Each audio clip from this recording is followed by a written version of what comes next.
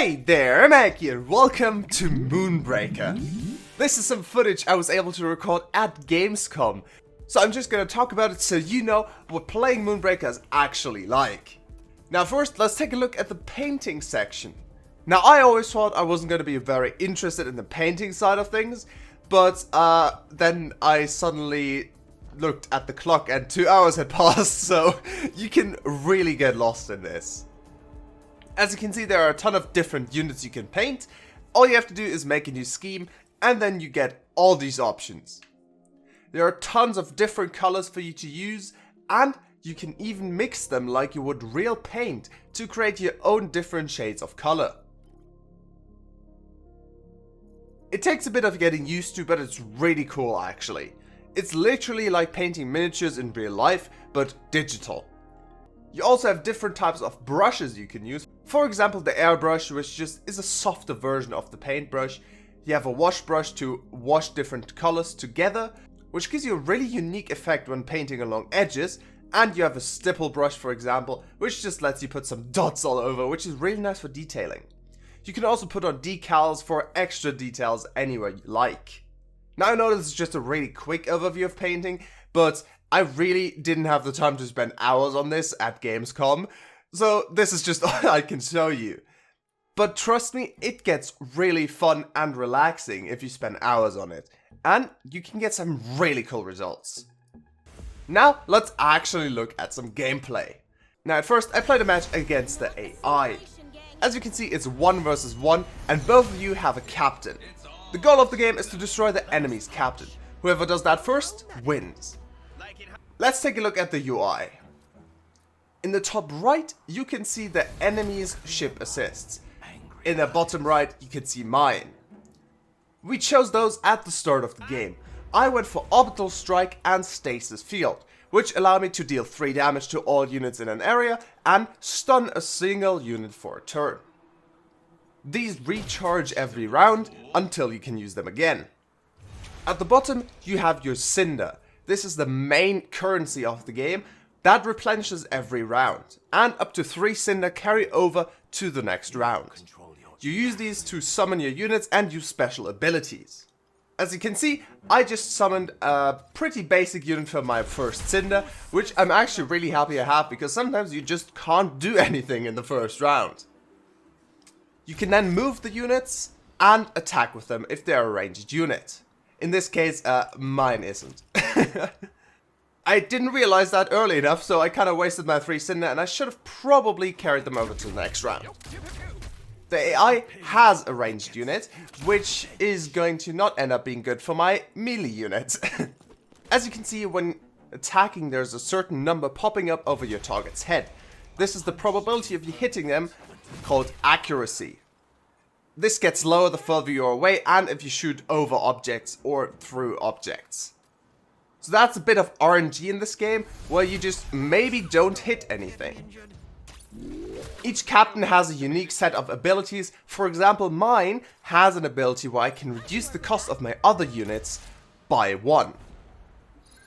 And at this point, Charlie Cleveland came into the room, so we decided we would just play a match together. And, spoiler, I lost horribly. So now I'm just gonna switch to commentating the game as it happens, and I hope you enjoy. And as you can see, this time I don't have any units I can use for only 1 Cinder, so I can't place anything in the first round. The ship assists you get are random, I think. They keep changing that, so I'm not entirely sure. But I think in this version at least they were random and you can choose from a random set of 2. Now it's Charlie's turn, and I am pretty sure he has a unit he can summon. But first he decides to walk out in the open, because he's a ranged unit and I'm not. So there's nothing for me to fear. And he has the probably nastiest ship assist I can think of, Plink, which either damages one of my units or heals one of his.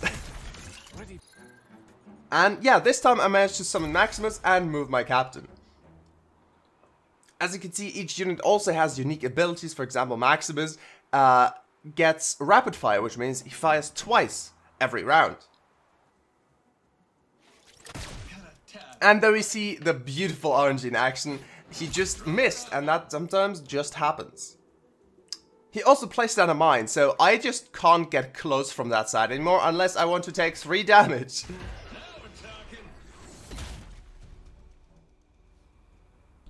So as you can see, I'm in a bit of a pickle here. There are a lot of bombs around, so I can't really move. And he has more units than me, so I'll use Maximus to try and kill his shrapnel. Sadly, I missed, so it didn't quite work. Now it's his turn and, well, the bomb explodes and my unit is dead. I currently only have 2 units with a pretty dead captain. This game is really similar to chess when you think about it, just a lot more fun and engaging if you ask me. And because I suck at chess, well, yeah. Also, something I noticed is there are Biter corpses here. So I think we got our first Subnautica Easter egg. I don't quite know where that came from, but I think it's like a death effect or something. But yeah, apparently there are some Subnautica Easter eggs in this game. And well, this thing is called the Jovian Lancer. And it is incredibly strong. Do you see what I mean? And this is where it started to go extremely wrong for me.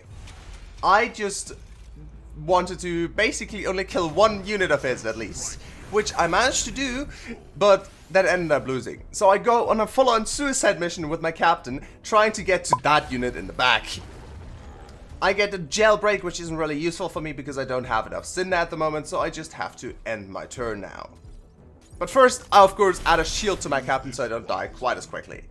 He realized what I was going to do, so I think he's trying to block me from getting to his unit with his main captain.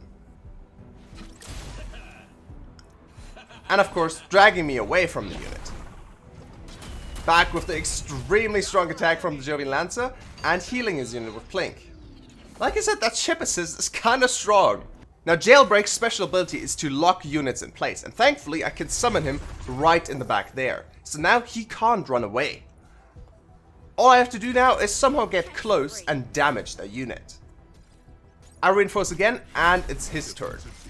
Now, he is trying to get Jailbreak away, but somehow didn't manage to actually detach them from his unit, so they're still locked in place. I can't actually move my captain back there thanks to all the mines. I would probably die if I tried. So all I can do now is summon more units in the back there and hopefully kill at least 1 of his units. But first, he made the mistake of attacking, which just means that I get to counterattack and get him really low. And then, in the next round, I finally managed to kill 1 of his units. To be fair, I had to use a pre-made deck. I couldn't build my own yet because I only had half an hour, so this probably would have gone a little different if I actually managed to build my own deck. But, yeah. It's only 1 round later and, well, this happens. Defeat. To be fair, I mean, what did I expect? Charlie probably has the most hours in this game from anyone, but it was still incredibly fun. Now, I know this isn't the type of game for everyone, but if you're into strategy games, I highly recommend you check this out. It is incredibly fun.